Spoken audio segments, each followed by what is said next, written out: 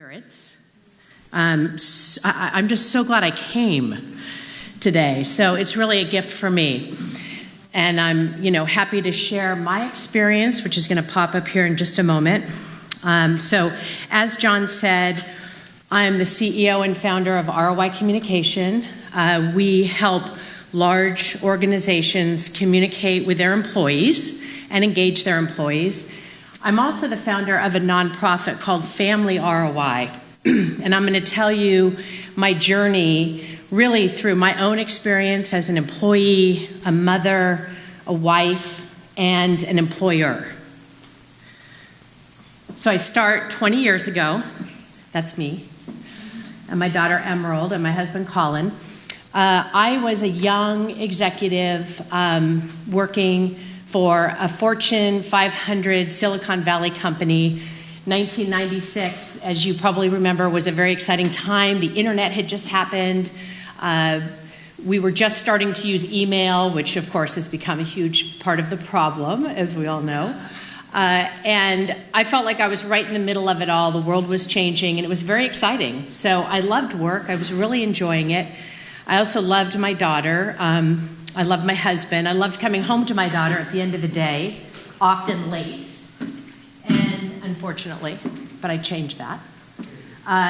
But really all my energy went towards my daughter when I was home, the time that I was home, and I really neglected my relationship with my husband. And at some point, I felt like, gosh, I get so much from my career. I have success, I'm admired, I have friends at work, I do this strategic work and feel really important, and then I come home, I have my daughter. Why do I need my husband? And luckily, no one's ever thought that, I know. But it was a very unique thought. But luckily, before it was too late, my husband and I found our way to RetroBuy, which is a program that helps couples in crisis. And it was through that program that we really learned what it took to nurture and grow a relationship and a family. And I'm eternally grateful for that because it really changed my life. So there are lots of different ways that we can get sucked into working too much. There is a pervasive belief, as we've all heard, over the last probably, I don't know how many, somebody here knows, but let me just say 50 years, where our society has believed that working harder and harder is the right thing to do, and there's a lot of fear around not working hard. And these are some of the things that I've put up here. I actually talk about this all the way down to, if you're not showing up as being valued, if you're not showing up as contributing, as being committed because you're not willing to take, vacation and work while you're on vacation, then ultimately you're not valued, you won't be loved, and you'll die. And oftentimes, I know that sounds like an exaggeration, but the truth is that a lot of our fearful behavior really is rooted in such a core belief that we need to be loved, we need to be valued to actually stay alive. So similar to my experience, a lot of people have an experience where they feel as though work is there for them in everything that they need to do, and they don't feel as though they even need to go home. And unfortunately, a lot of these perks and benefits are designed to help create balance, but more than often not, they will actually get people to stay at work longer. So some people are actually at work for breakfast, lunch, and dinner, particularly when it's provided for free. The belief that all of our needs can be met at work is a fallacy. I know I'm preaching to the choir here, but at the end of the day, and this is what really got me, was, if you get sick, if you're on your deathbed, the folks at work are going to send you flowers, they'll come visit you, they might really care, but the people who are going to be there for you in times of need are your family. So we've heard this theme a lot today, I'm sure yesterday as well, and the day before. Really, our happiness comes from our relation with our family and friends, and wealth can't buy us happiness. Though I did hear that if you hit 10 million, that's kind of a dangerous piece of information there. So this is my family 9 years after Colin and I found Retrovi, and we had had another child by then. There's Marina, and you'll see her again. We began to focus more after the Retrovi experience on how can we take all of that thought and energy and work that we put into work and bring it to the most important area of our lives, our homes and our family. So we started a program called Family ROI, a nonprofit, that really takes some of those principles that make organizations successful and apply them to the family. And we wanted to share them with other people, so we created a weekend experience. And I'll share just a little bit about that.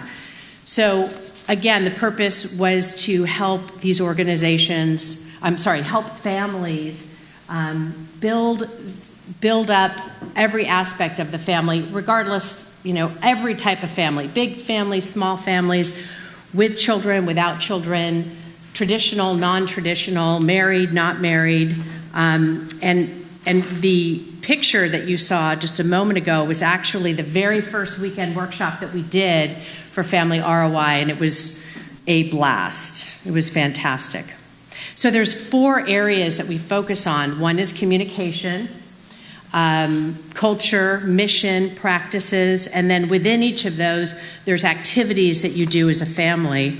And then all of that work shows up on a journey map, which is really fun, and your kids are involved if you have kids or whoever you have involved. So I'll just show you. I have a couple of these with me. But you actually, an interesting thing, we actually have a book too. Just having a family name, the Smith family, so my name is Barbara Fagan-Smith. My kids are Smith, my husband's Smith, so what's our family name? And that's not that complicated, right? A lot of people have different last names, and we've even lost that art of creating an identity around our family. So just that act alone of having people say, okay, this is our family name, has been incredibly helpful to many, many families. And in fact, the Navy SEALs, I'm happy to say, are really interested in taking this program to their warriors. New Zealand, they have a families commission, and they actually have adopted the program and have been running it there for about 7 years. So if somebody said when you started the Family ROI program, you're going to be helping families, in New Zealand and the military, I couldn't have dreamt that up. So I'm going to share a little bit about seasons of life. We all, our relationship with work kind of changes over time, and it might not match this exactly, but I remember when I was in my 20s, I was a journalist, I was based in London, and I was absolutely willing to be on call 24/7. I would hop on a plane to go to a country where news was breaking in the drop of a hat. But by the time I hit my later 20s, I realized that, and I began to think about the life I wanted to have and to have a family, that lifestyle wasn't going to be conducive for what I wanted in the next season of my life. And I saw many other journalists who were in their 30s and 40s and 50s who had really sacrificed their families and their lives, their personal lives, period, for this work. And they were not happy. And I thought, well, I'm not going to do that. And I'm happy to say I didn't. And luckily, I went to Spain and met my husband. So that was cool.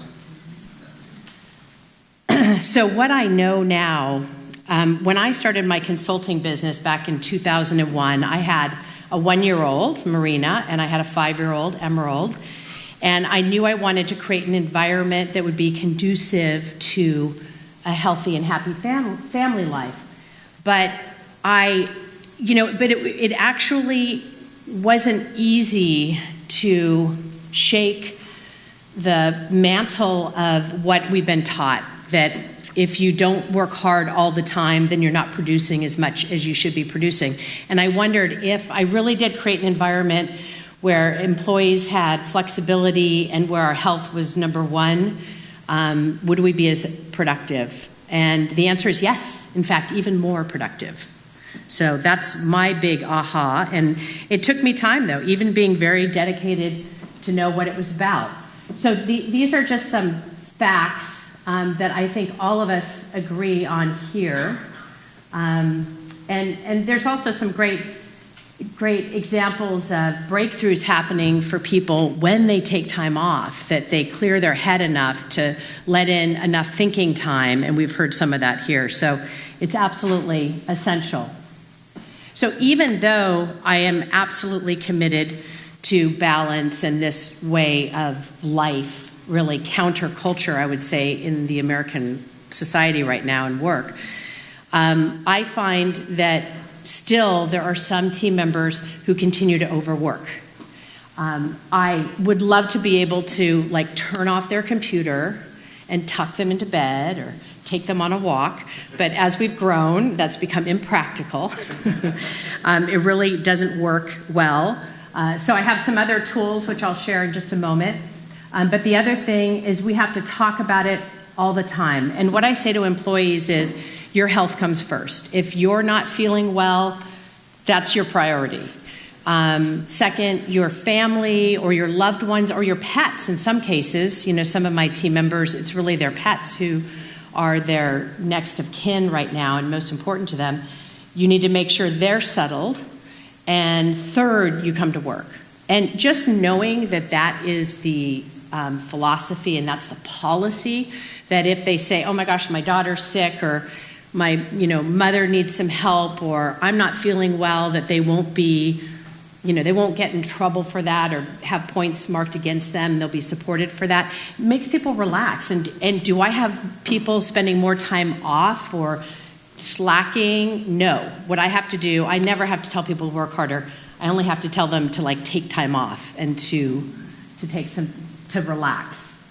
So I talk about it every team meeting. I model it. We have it as one of our core values, and when other people are doing it, I recognize it. So what is the ROI of this? I mean, what is the payoff? It's huge. I've experienced it as a business owner, and I've also observed time and time again the price that these large corporations and other companies pay for not embracing a healthy culture, where they're burning out team members. We work with, again, the largest organizations, and I see people who are just, their health is compromised, they're miserable, their mental health is compromised, they're less creative, they're less effective, they're more difficult to work with. So there's a big price to pay in not creating a healthy environment. But the other great side is that, team members are grateful, like Mahela Shah, who I adore, is incredibly grateful. And other people, even if they move on from ROI, we've never had legal action taken against us, and that's almost unheard of, which is sad, but I'm happy that we haven't. But the most rewarding thing is really to watch my fellow team members and their families thrive in this environment. So as I said, that I can't go and shut their computer down, but I can give them tools. And one tool that I use for myself personally and that I have my team use is this model of managing your own personal energy that I got from Tony Schwartz's book, The Power of Full Engagement, which is really great. So the vertical axis is high energy, which I have generally, low energy, which I have sometimes too, negative energy, which I try not to have, and positive energy. And so the high positive energy is a place where we all want to be living and hanging out all the time, the performance zone. Low positive energy is really the rest and recovery, recouping our energy. High negative energy is a stress zone, and we've all felt this. Low negative is burnout, and burnout could be exhaustion, a breakdown, depression, illness, ultimately death. And we know that people do die from being in that space. But since I've been applying this model, actually, I have not gone to burnout for a long time. But how does it work? So we all want to stay in performance, but you can't just stay in performance zone. Generally, you can be there about 90 minutes to 2 hours, which is about the amount of time that a sporting event happens. And that's not a coincidence.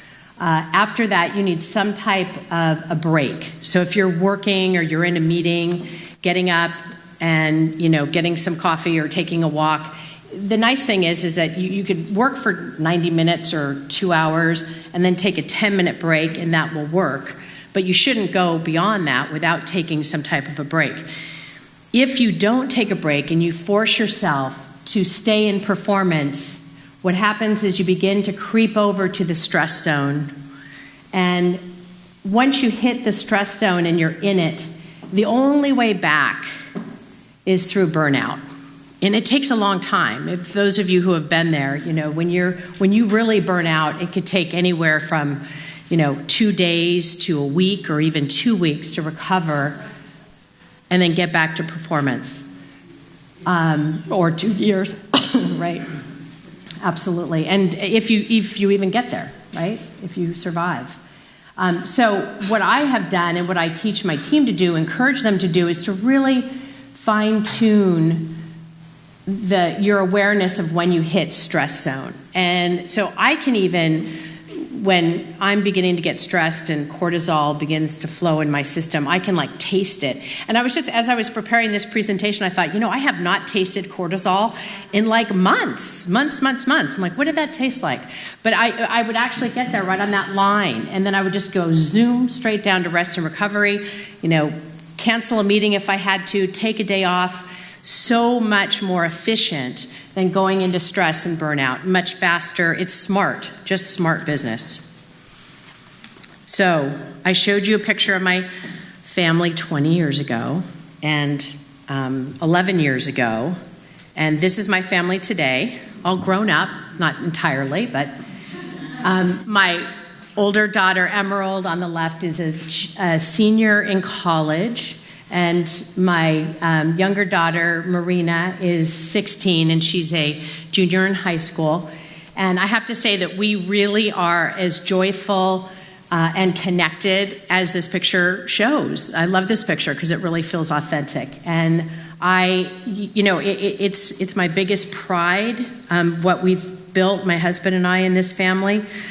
It's the most important accomplishment of my life, for sure, and I'm so very grateful that I took the time to focus on what really matters so I could have this and help other people do the same. So thank you.